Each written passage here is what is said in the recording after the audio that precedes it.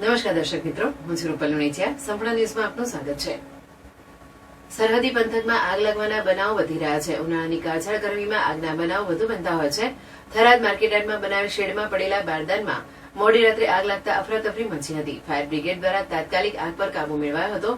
બનાસકાંઠા જિલ્લાના સરહદી પંથકમાં ઉનાળાની સિઝનમાં આગ લાગવાના બનાવો દિન પ્રતિદિન વધી રહ્યા છે.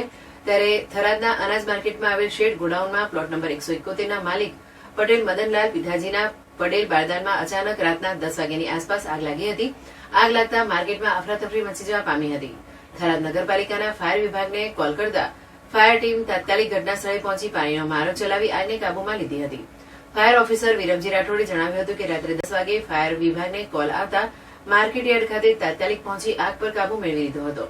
જોકે આગ વધારે વિકરાળ સ્વરૂપ ધારણ કરે તે પહેલા અમે આગ પર કાબુ મેળવી લીધો હતો.